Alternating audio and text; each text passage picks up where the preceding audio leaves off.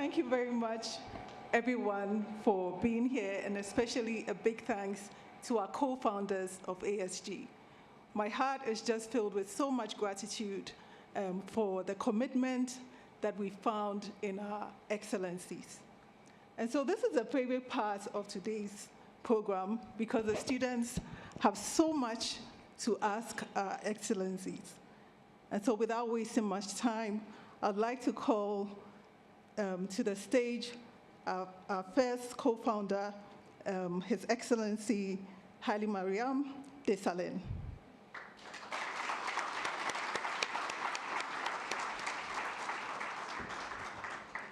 It also gives me so much pride and joy to also call to the stage our co-founder, the President, His Excellency Paul Kagame.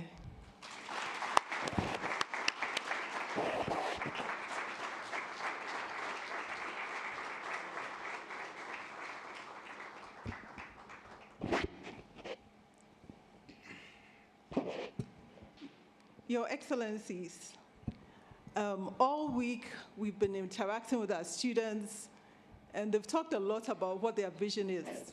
They've talked about their goals, they've talked about their aspirations, and I must tell both of you that many of them want to become presidents. They are welcome to. Yes, but we also want to set the stage for today's discussion. You must have thought about something deep down within you before this became a reality. I'd like to start first with President Paul Kagame. Can you tell us how this journey started for you?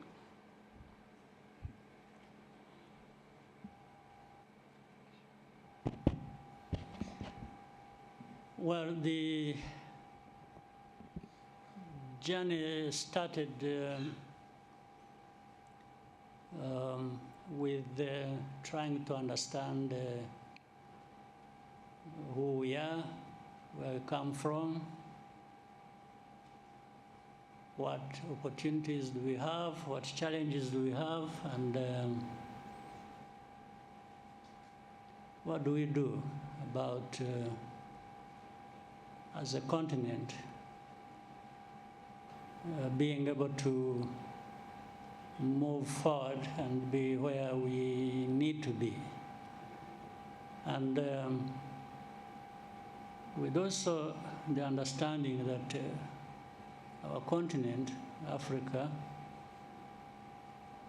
has everything, in my view, to stand shoulder to shoulder with other continents in the world. But at the same time, we look around, we find there's one thing missing here or there, and in fact, what dominates the scene is that Africa is always an afterthought for people when it comes to putting value where it belongs, talking about people of the different parts of the world. And so, why? We have to ask ourselves this question. And maybe we have been asking ourselves this question for a long time.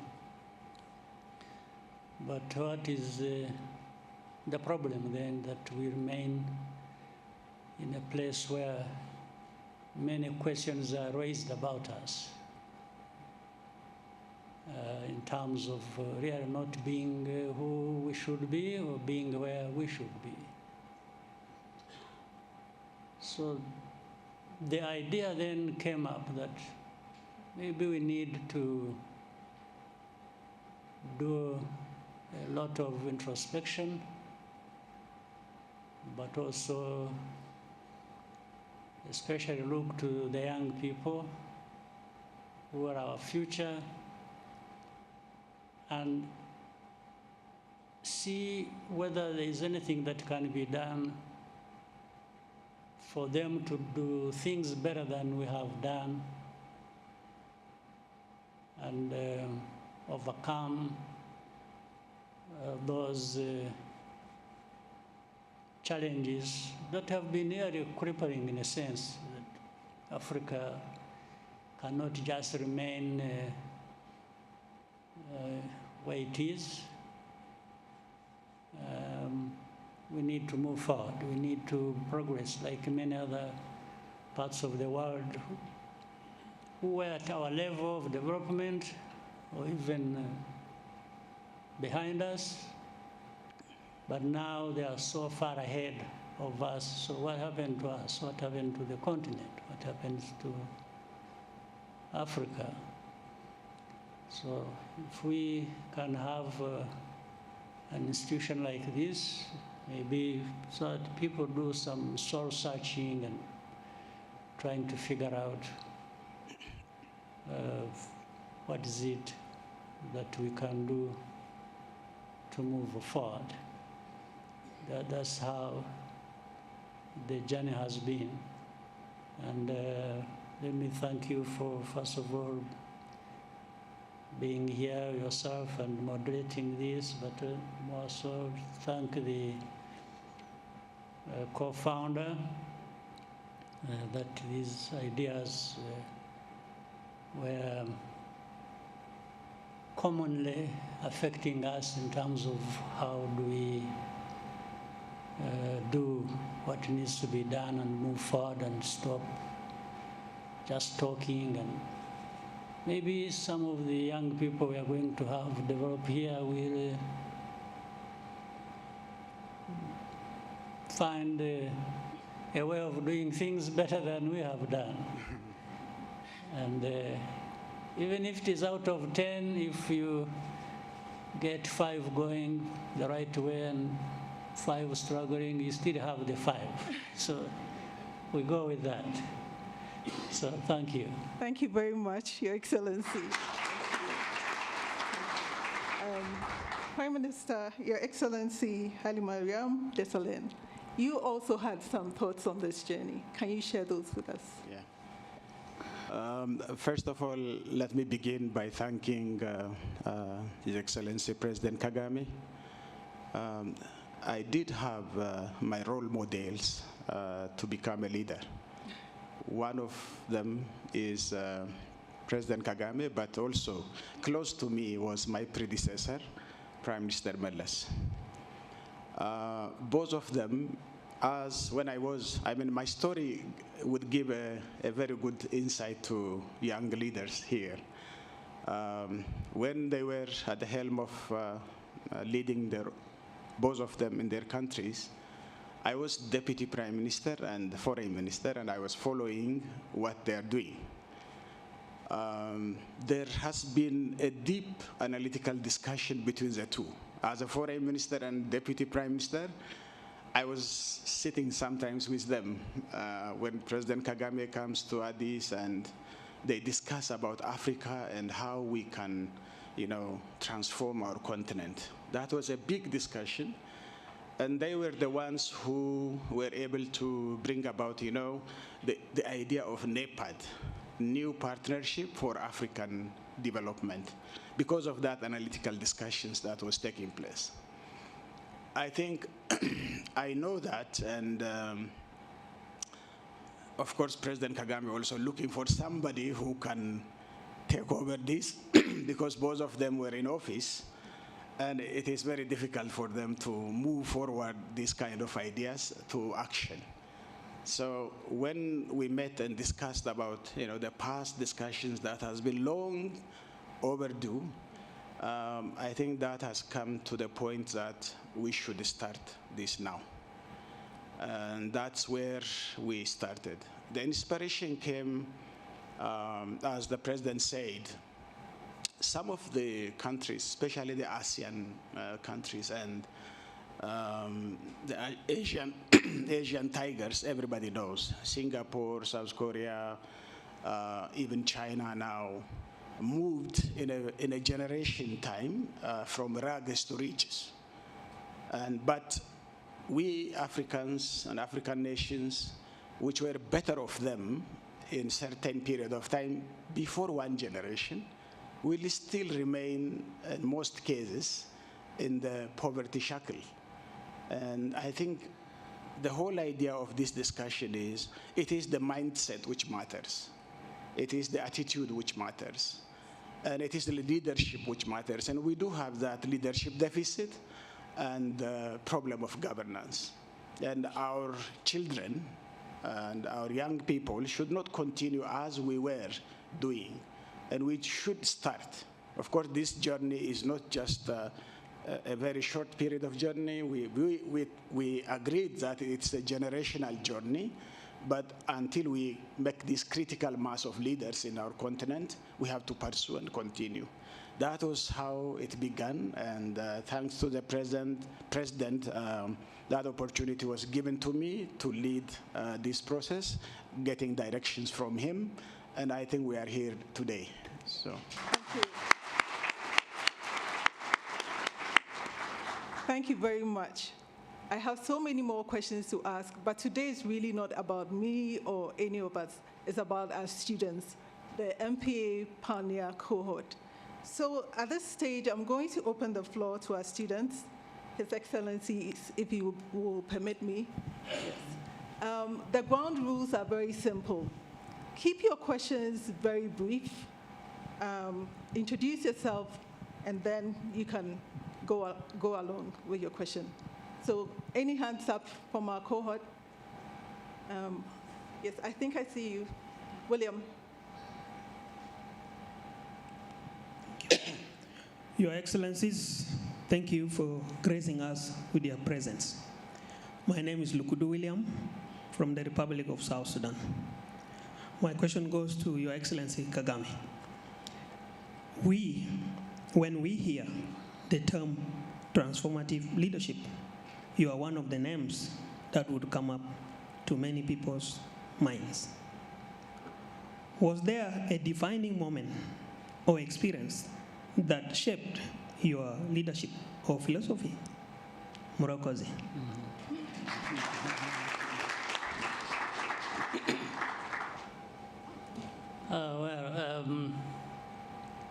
There will always be those circumstances, moments that impact people's lives. Doesn't matter where or whom it happens. I had my own circumstances and background that I was born in and grew up in, and all these have impact on every individual.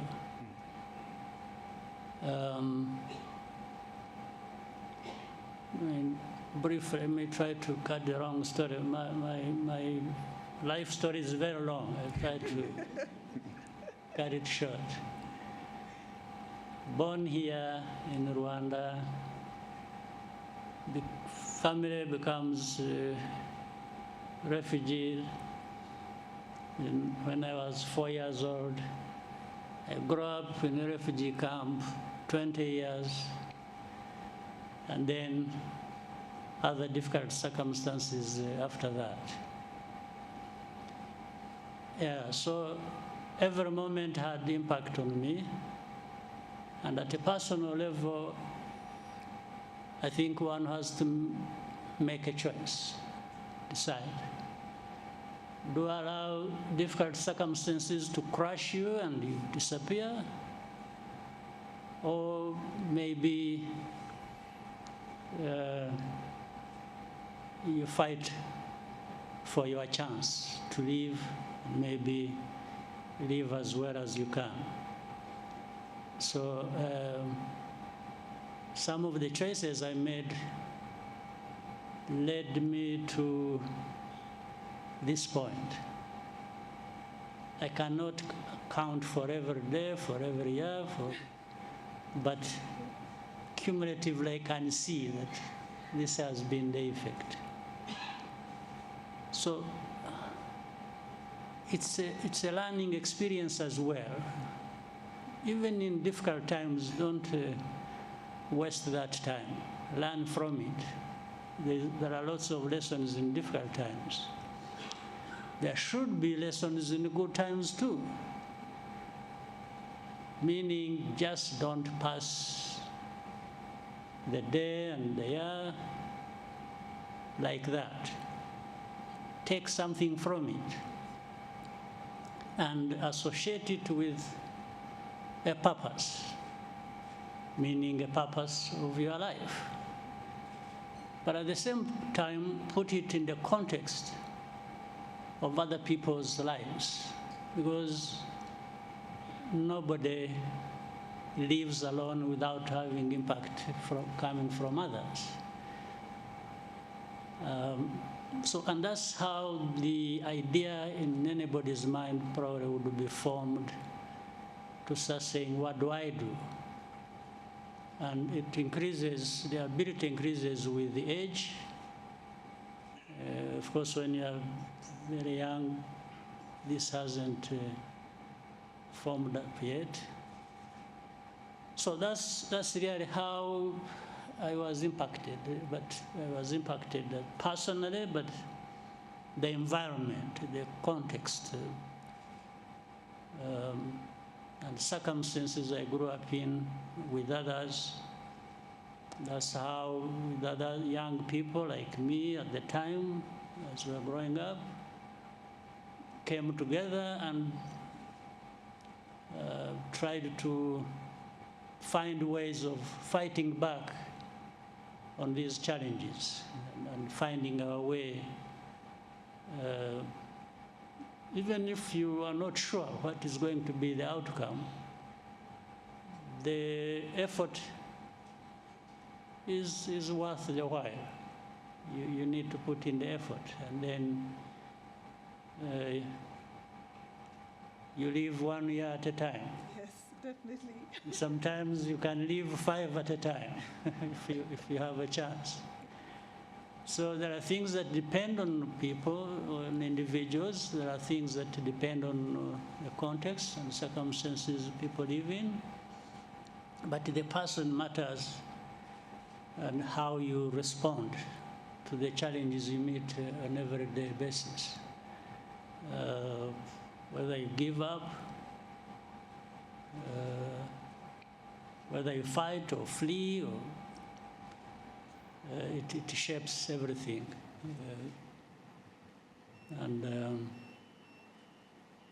Yeah, that's as much as I can give you today. Thank you so much. Thank you so much, Your Excellency. This is truly a master class in leadership, and I hope our students are taking note. We'll set questions for you. All right. Thank you very much, Your Excellency. So any more questions? I still think there are some more hands up. Lady in white? Yes. Thank you very much, Your Excellencies. My name is Chido Chashe Ngube. I'm from Zimbabwe, and I'm a proud member of this pioneer cohort. Your Excellency, Prime Minister DESALEGN, in your own journey as a transformative leader, what part of leadership have you found most unexpectedly difficult? Thank you.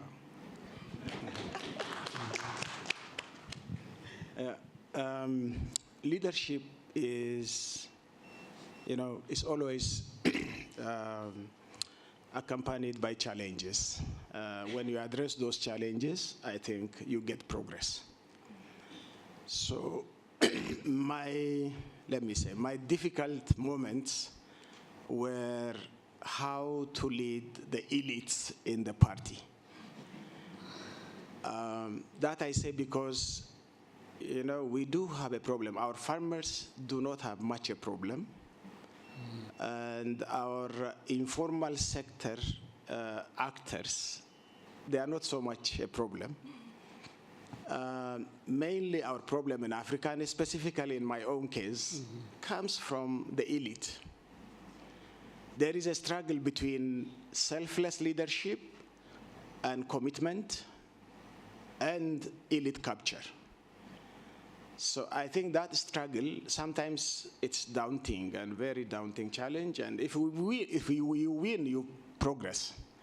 If you don't, then you take the country back. So I think this was one of the daunting challenges. It is also related to, in Africa, as you said, we are a very diverse continent. And even within each African country, you do have ethnicity, religion, the age diversity, the gender issues. Everything has its own meaning. And especially in my own country, which I always tell to other African countries, I mean, of course, Rwanda also knows it very well, to take seriously the ethnic aspect of the politicization and mobilization. This is very dangerous.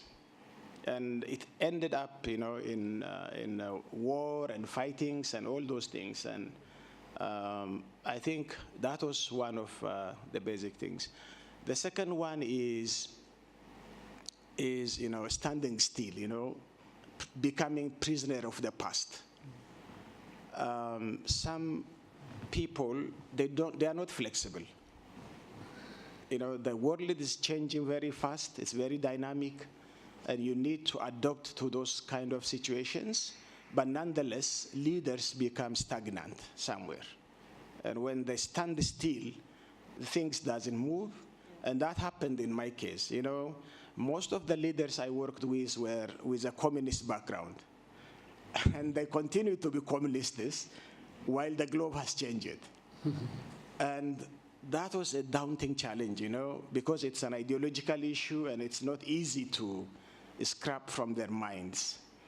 And I think when we talk about mindset, attitude, and all those things that need to be you know, necessary for a transformative leader, we need to think about the ideology that underpins what we are doing. Yeah. And so I think that are the two major challenges I encountered. I can enumerate many, but the outstanding ones are, I might say, these ones. Thank you very much for being honest and sharing the most difficult moments with us. For those who wanted to be presidents, I'm not sure if you still want to be president. Okay. Your Excellencies, there are more questions, if I have your permission. Sure. Yes, I think there's a lady with a nice bun. Yes. Thank you. My name is Tariba Traore.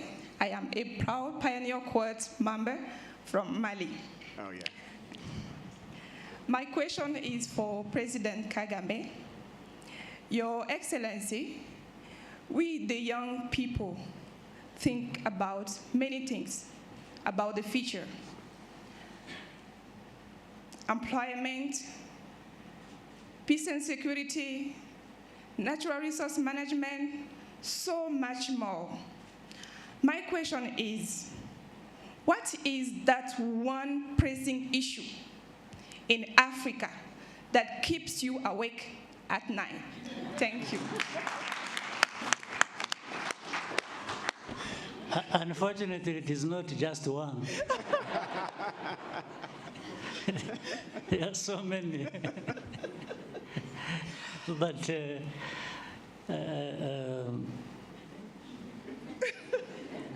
it's difficult. As I said earlier, you keep asking yourself. Now, let me start by saying, as young people growing up, and you said you ask yourselves many questions, and in fact, that's where it starts from. It's good to be asking yourself those questions, but keep also interrogating yourself and saying, if I were the one with the responsibility, if I were president, like you said, some of them want to be president, it's not a bad thing, but you have to be prepared to do the right thing. So then you interrogate yourself and say, if I were the one, how would I go about solving that problem? Don't just complain. Don't just criticize. Go beyond that and in you, have a discussion with yourself and say, well, but if I were the one responsible, in charge, I would do this about this problem. So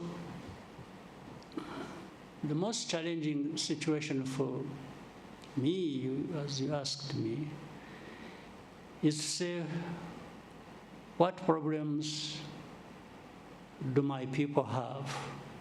What do we have to address? Before you go to the rest of the continent, I mean, I start with my own situation. And anyway, some of the situations here are similar to what happens in the rest of the continent. So the whole night I'm asking myself, how do we overcome these, some of them existential challenges? How do we, and it's not just about me also thinking I can be the one to address it. It's also about saying, how do we bring Rwandans to understand that each one of them has something to contribute to addressing Rwanda's problems, their own problems.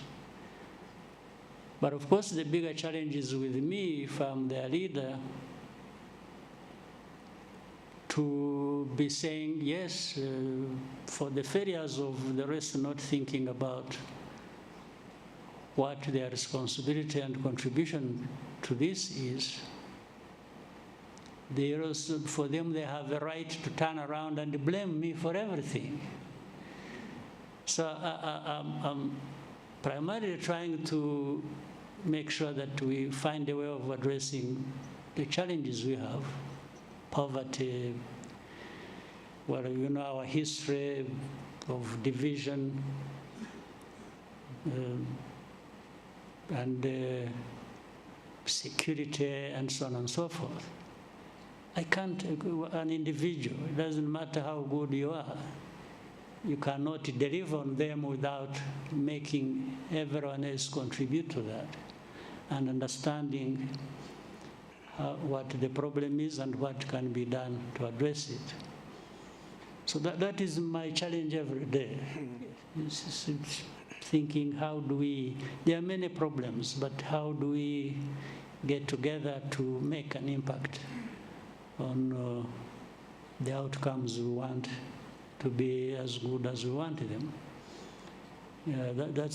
It's a general thing. It's not just one particular problem you think about. You think about poverty alone. When there is security here, then there is divisive politics there, then there is dealing with the rest of the world, which is another problem of its own. You see, like in this country, Rwanda, with our history and so on and so forth. Rwanda is a small country. It's 14 million people, very small, geographically heavily, densely populated. But the amount of scrutiny and attention and actually injustice even brought to us by the rest of the world is incredible. So we have to deal with that as well. There are these big challenges of our own we have, then we have another big problem of how the rest of the world, even the big powers, whom you would even think they should have no time to think about us. They should just be ignoring us as, but they really pay attention. And they pay attention for the wrong reasons. Because they want to dictate whether if you're going to walk, you start with your right foot or the left foot. If you're going to have your dinner, what food do you eat? And if we are going to choose leaders, they have their own list of leaders they want to see there. It's something we live with every day. It's a big challenge. So, my friend, the challenges are so many, but you are welcome to think about and aspire to be a president or prime minister, so that I'm not alone or prime minister is not alone in facing these global challenges. Thank you very much. Thank you very much. Honestly, I can't imagine the number of sleepless nights. I'm surprised you're still here. But I really have good sleep when I have time. I've never had problems of my sleep. Yeah. I think it's a blessing in a sense. Great. Thank you so much. I think I'll take one more question, if you will permit me. Any more hands? Okay, I think there's a lady in red. The women are challenging the men today. Thank you very much, Your Excellencies. My name is Kevin Kalulakot, and I'm from Uganda. I have a question for both Excellencies. What do you expect from us, the pioneer cohort, and what do you expect from us as the next generation of African leaders? Thank you.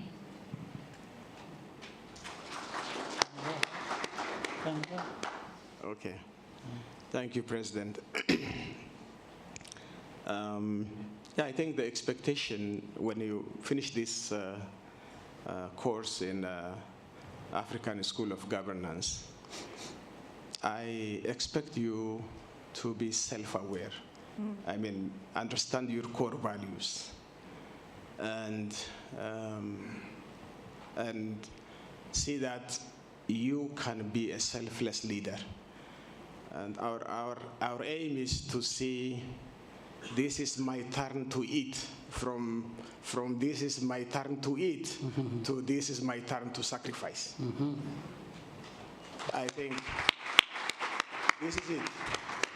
You know, oftentimes when I travel to some African countries, even the population is saying, you know, this is their turn to eat. I think this mindset has to change. As leaders, we are here to sacrifice and pass through daunting challenges. When the president was saying, I was looking into, when you know that you are the ultimate person which gives the final decision on millions of people's life, that is a very difficult task. And that calls for, you know, somebody who has a clear direction, purpose, who understood his own calling properly, who has searched his soul properly. So I think the school is here to help you to search, but it's you who should be doing that. The school cannot do that. So I think the individuals are the ones who should know it. You should be compassionate. I think it's not just power and authority which matters. It is empowering others to unleash their full potential to deliver on the cause is much more important. So I think I expect from this cohort, as the first cohort, I'm proud of you because you have chosen ASG. But ultimately, it's the beginning of a long journey where you will be also part of that journey. And I want to see at the end that we have selfless leaders who are committed to serve as a servant leaders, their own people. Thank you. Your Excellency, President. Well, I'll be short in this.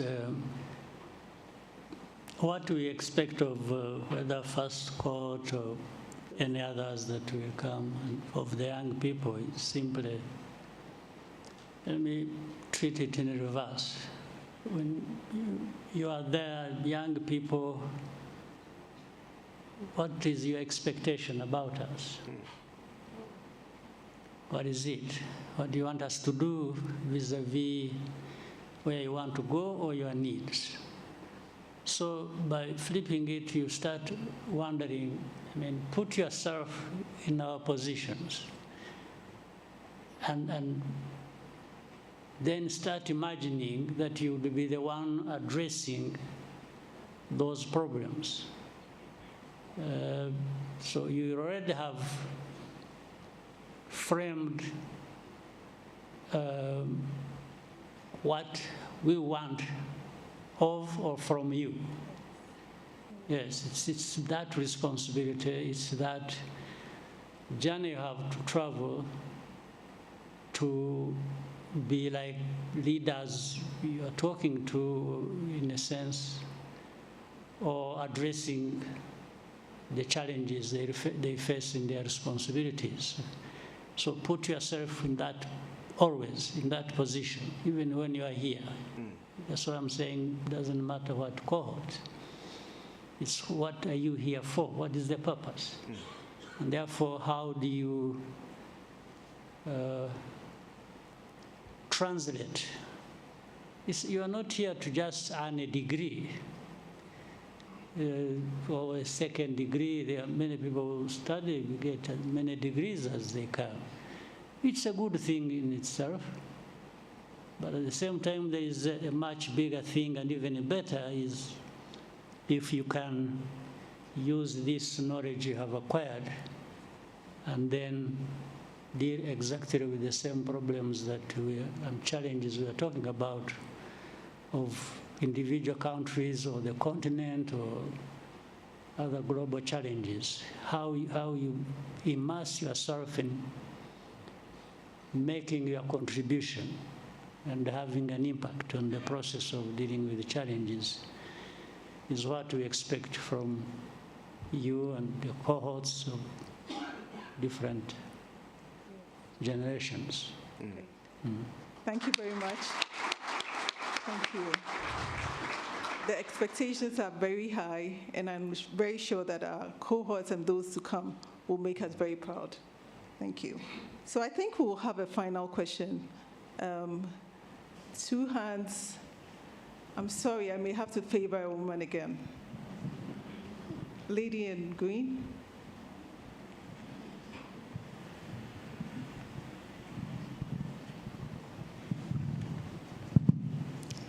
Excellencies, thank you for the opportunity. My name is Francisca Mujawasi. I'm an MPA pioneer from Rwanda and president of the Student Representative Council. Mine is not a question, but a heartfelt thank you to you, Excellencies, on behalf of the pioneer class. Together we commit to advance excellency, visionary and transformative leadership on the African continent. And we hope that we could expand this conversation in one or several other lectures with you, Excellencies, at the African School of Governance. Thank you. Anytime. Thank you very much. Thank you very much. Anytime.